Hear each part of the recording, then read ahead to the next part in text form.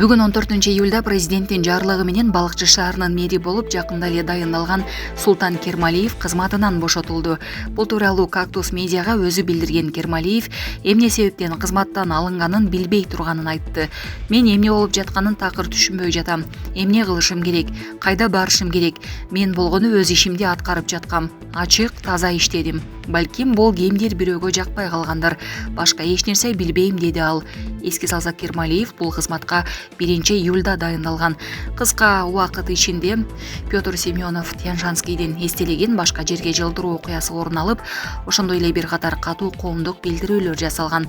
Мисалы, Балыкчы шаарынын медиасынын кызматкерлери үчүн мамлекеттик кызматкерлердин этикасы боюнча сабактар өткөрүлгөн. Могуш 18-ти жулуп барып тете катап тагып салды. Мына. А сен 400 эмне үчүн кече күнү мындай ба, бүгүн мындай ба? Эмне бүгүн башкача чыгып атабы бүгүн? Бүгүн күн башкада. Биз жана эле айтып түшүнбөй көрдүк биз сизге, я. Эмне деп түшүн? Ташлаты. Мен муну жээчи жакка жиберем азыр. Эмне болду? Жөнтүктү кече башка баа менен алып атат, бүгүн башка баа менен алып атат. Эмнеге? Мына биз кече келгенбиз мынакей. Эмнеге антип көтөрөсүңөр? Салып койгула ордуна. Эмне сен бул жерди сатып алдың беле? Я.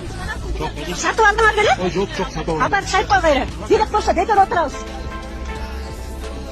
Жерди сатып алгансың беле. Кече бир бааны алышат, бүгүн бир бааны алышат.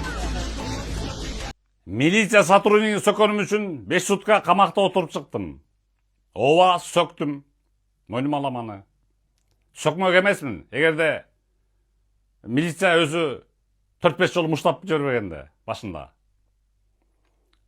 Окуя мындай болду.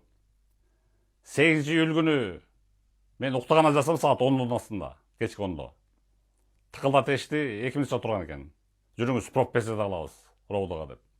Ладно деп аларды ешип барасам, жанында келаткан Телегелебаев дегени бөйрөккө уламына муштаалап 2 жолу катуу. Баспайсың батыраак деп. Мен басып баратпайм же, сопротивление кылып атамбы дедим. Айтыша кеттим ошол жерден. Анткени 3-4 жолу катуу муштап жиберди. Айтыша кеттим, анан сөктүм, азыр. Не отрывайтесь, ушул мен сүйлөп өтөр замат ушул видеонун аякчаны көрөсүңөр ошол. Ошо милиция менен кандайча калсалашып жатканын көрөсүңөр. Не отрывайтесь, ушул видеонун аякчаны көрөсүңөр. Анан эле ошол күчкө салып будамайлап эле сотко алып барып, эртеси. Ал күнү Ровдо төрөштү.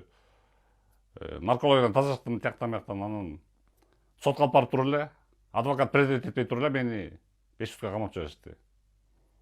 Злостный хулиган катары көрсөтүлдү. Анан мен берден айткым келет. Профессияда кылганда мен ОПГ билем. Так эле ушул милиция сотрудниктери баягы эсиңерде мындан 3 жыл мурун Камчы Көлбаевдин балдары келип, арттан келип чаап, кол салып кеткенде. Арттан келип чаап, анан тепкилеп кетишкенде. Ошондо так эле ушул Ровдун сотрудниктерин айтканымда, кимден көрөсүң шекчийсиң дегенде, Камчы Көлбаев деп какшанып, не то что пропессияда, свидетель кылганга чыгарып албаган. Коркушат экен бул. Милициялар коркот экен Камчы Көлбаевтан.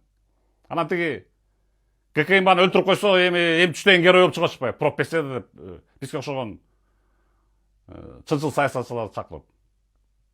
Пропессияда кылганда мен ОПГ билем. Же ким билем мен буларга? Азыр убагында коркуп койгон. Так эле ушул милиция коркуп койгон. Камчы Көлбаевтан. Дагы бир фактор. Бул Телегелебаев деген баягы 29 мартта келип сайылып мага. Урматтуу достор, милдеттүү камсыздандыруу 1-сентябрга жылды деген бул жалган кеп. Андыктан укук коргоо органдары сиздерге кайсыл күнү кайсы жерден болсо дагы айыппул салып коюшу ыктымал.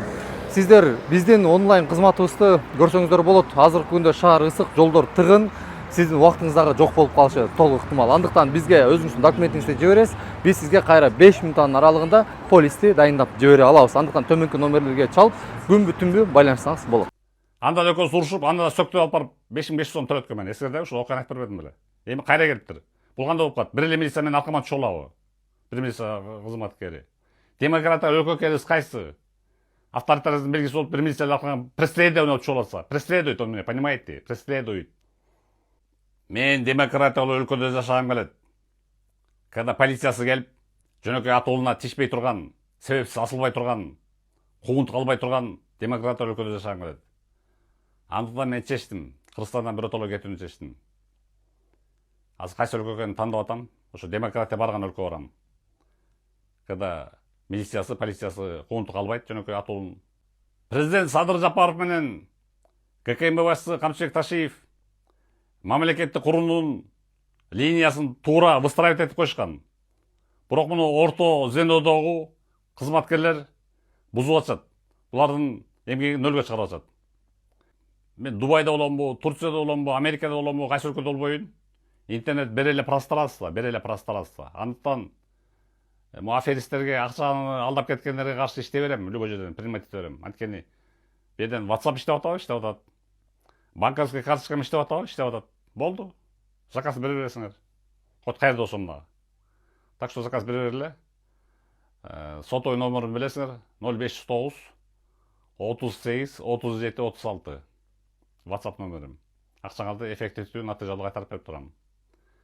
Ал эми ошол жана милиция көзүтүн азыр сүрүшүп кырылышып жаткан видеосун көрүп койгула, нет алайсыз, көрүп койгула. Та өз жыйтың алып. Мо. Эмнеге чапкан Эмне силек деген преследует. 3-4 жол чаптым, булкуп ататым. Кармала. Булкуба. Хорошо, өткүңүз. 5-6 жол чаптым. Кадилер шылтап алып келип бир. Ким бул? Ким сен, атың ким? Менде дагы видео запись. Я, сен атың ким?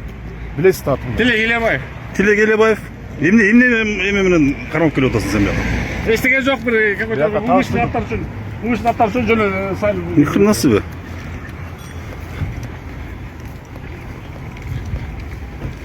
Эмеңди түптүңүз. Андан мен да сөз кыласың. Неге? Сол кырсып кетти.